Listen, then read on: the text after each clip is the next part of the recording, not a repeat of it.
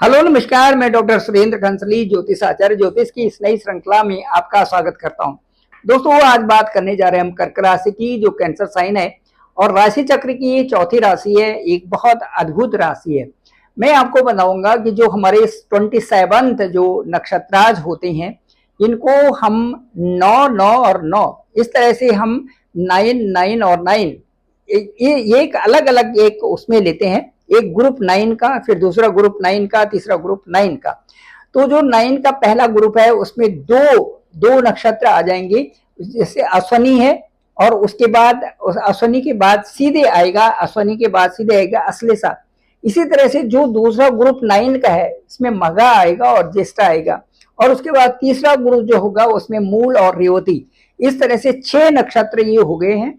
और यदि उनका पहला नक्षत्र और लास्ट वाला नक्षत्र देखें तो वो पहले नक्षत्र के जो लॉर्ड है वो केतु, और जो लास्ट वाला नक्षत्र है उसके जो लॉर्ड है वो बुध। इसी तरह से दूसरे ग्रुप में भी यही सेम, केतु और लास्ट वाला बुध। इस तरह से तीसरे ग्रुप में भी जो जो तीसरा ग्रुप भी हम देखते हैं उसमें भी जो से मूल नक्षत्र है तो केतु का नक्षत्र, और रेवती है वो फिर बुध का नक्षत्र। इस तरह से ये जो एक सीक्वेंस इसमें चलता है।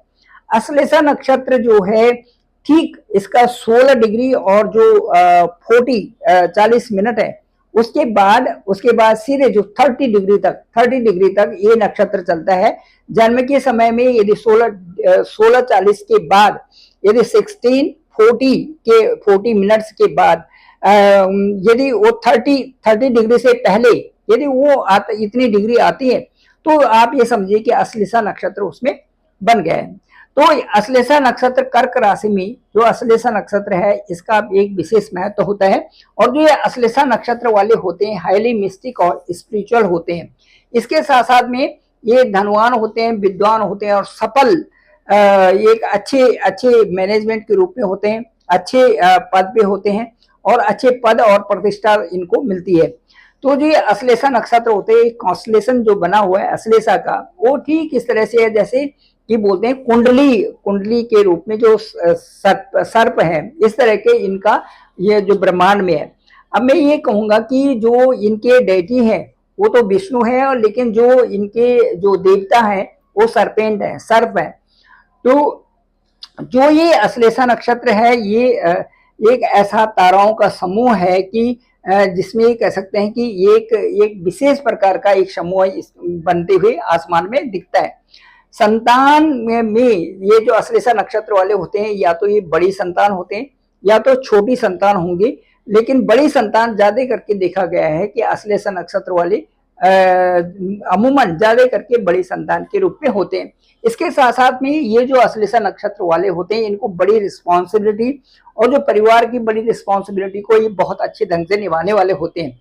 ये बहुत अच्छे ओरेटर भी होते हैं, स्पेल बाउंड होते हैं, और जैसे कोई कहीं पर इनको स्पीच देना होता है तो इतनी अच्छी स्पीच देते हैं कि सारे के सारे लोग इनको बहुत ध्यान से सुनते हैं, बहुत अच्छे ध्यान से सुनते हैं, क्योंकि इनका जो बोलने का और जो तरीका है और जो इस तरह से जो ये एक्सप्लेन करते हैं वो दैट इज वेरी डिफरेंट।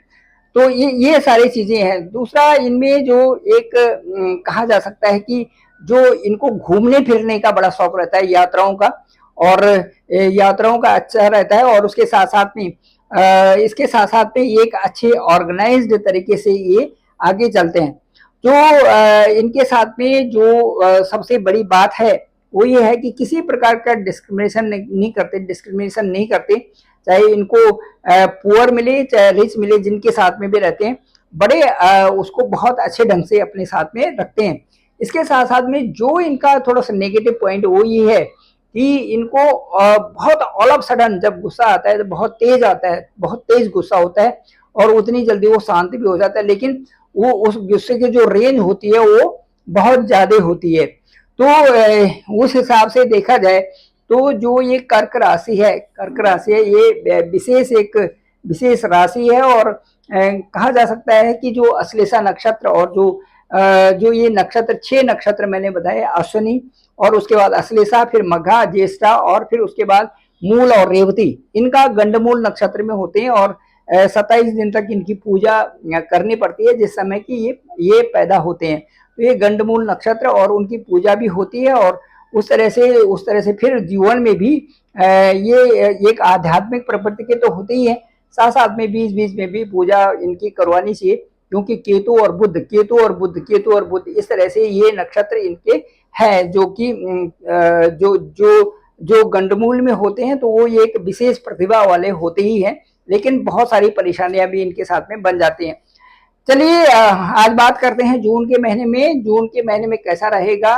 जो ग्रह गोचर की स्थिति है उसमें सेकंड हाउस में मार्स भी है और केतु भी है, तो एक प्रकार का यहाँ पर सूर्य के घर में है, तो अंगारक योग कहते हैं इसे, जब केतु के साथ में सूर्य भी हो और साथ साथ में मार्स भी हो तो वहां पर अंगारक योग बनता है। हालांकि जो ब्रह्मांड है उसमें सूर्य के साथ में केतु कहीं ना कहीं मैच करते हैं और वो उसी रेंज में आते हैं, जैसे सूर्य एक लीडरशिप है, सूर्य एक ज्ञान के कारक है, तो उसी तरह से वहां पर जो ग्रह गोचर की स्थिति होती है उनमें भी वो प्रभाव देखा जाता है।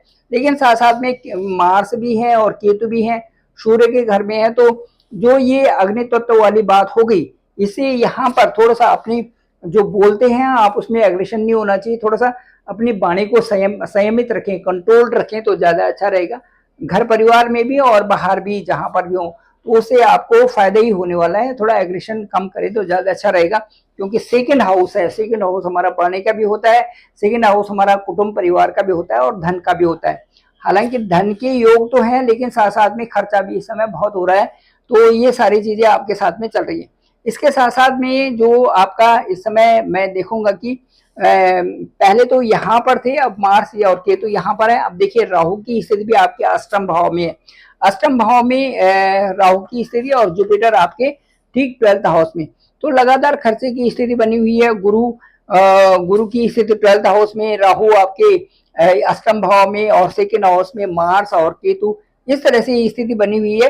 परंतु सूर्य और बुधादि योग जो आपका यहाँ पर बन रहा है, सूर्य बुधादि योग, ये बहुत अच्छा इनकम के सामने है, तो इसमें आमदनी भी हो रही है, मतलब आमदनी भी आपके पास है, ये बड़ी बात यहाँ पर हो गई सूर्य बुधादि योग जो 11th हाउस में। इसके साथ साथ में मैं ये कहूंगा कि जो आपका शनि है ये भी योगदान कर रहे हैं आपकी इनकम को बढ़ाने में, इसमें कोई संदेह नहीं, क्योंकि लक हाउस में शनि है और इनका भी योगदान है, क्योंकि यहाँ पर से यदि तीसरी दृष्टि से देखें तो इनकम हाउस में है और इनकम हाउस में वो शुक्र का घर है जो कि इनका परम मित्र का घर है, तो आमदनी को बढ़ाने में शनि का भी इसमें अच्छा रोल है। इसके साथ साथ में जो आपका दसम भाव है यहाँ पर वीनस है, और ये यहाँ पर सबसे अच्छी बात ये है कि शुक्र की स्थिति वहां पे 29 जून तक बनी रहेगी इस हाउस में, 10th हाउस में, तो ये आपका कार्य क्षेत्र भी है और ये यहाँ पर आप आरामदायक परिस्थितियों में आप स्थितियों में यहाँ पर रहेंगे, क्योंकि शुक्र यदि 10th हाउस में है तो शुक्र आराम देता है, वो आराम से काम हो रहे हैं, लेकिन काम के प्रति आप लगे हुए हैं, कार्य बड़ी मेहनत से आप कर रहे हैं और ये समय देखने लायक है कि आपकी मेहनत बहुत अच्छी है और कार्यों में आप लगे हुए हैं और उसको आराम से भी कर रहे हैं और तेजी भी कार्यों में है, तो ये सारी चीजें आपके साथ में हैं, तो ये अच्छी स्थिति बनी हुई है। तो जो गुरु हैं देखिए आपके 12th हाउस में है, उसके बाद शुक्र आपके 10th हाउस में और मंगल आपके धन भाव में है, तो कहने का मतलब है कड़ी मेहनत भी है लेकिन आपके कार्य अच्छे ढंग से चल रहे हैं। उसके बाद देखेंगे तो आपके 4th हाउस में वीनस की 29 जून तक 29 जून तक दृष्टि है आपके 4th हाउस में, तो यहाँ पे संसाधनों की वृद्धि या आपकी जो लाइफ है उसमें कई सारी चीजों को आप जोड़ रहे हैं, तो यहाँ पर 29 जून तक ये स्थिति भी आपके लिए अच्छी बनी हुई है।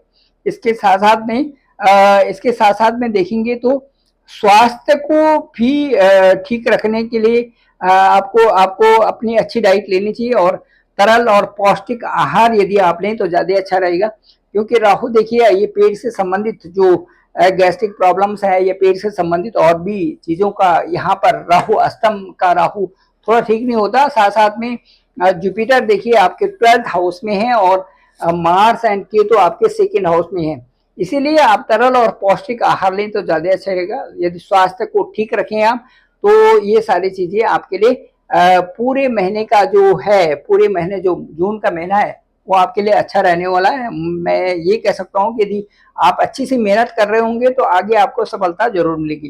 Thank you very much. मैं डॉक्टर सुरेंद्र खंसली, ज्योतिष आचार्य, डिस्क्रिप्शन पे मेरा नंबर है 9868280191। आप डायरेक्ट कॉल कर सकते हैं, मैं आपका कॉल पिक करूंगा। साथ साथ में देखेंगे कि आपकी कुंडली क्या कहती है और उसमें किस तरह से योग बन रहे हैं और आपको आपको किस तरह से सपोर्ट कर रहे हैं, ये सारी चीजें। और दूसरा, आपकी दशा और अंतरदशा का विशेष रोल होता है कि आपकी दशा क्या चल रही है, आपकी अंतरदशा क्या चल रही है, और उसके साथ साथ किन किन हाउसेस की है और उन हाउसेस के लॉर्ड कौन से हैं, वो क्या आपकी कुंडली के लिए इस समय बता रहे हैं। Thank you very much. आप सभी लोगों का आभार, आप सभी लोगों का बहुत बहुत धन्यवाद। मेरे इस चैनल को, डॉक्टर सुरेंद्र खंसली नामक इस चैनल को आप जरूर सब्सक्राइब करें और सभी लोगों तक भेजें ताकि सबको इसकी जानकारी हो सके। पुनः आभार, पुनः बहुत बहुत धन्यवाद।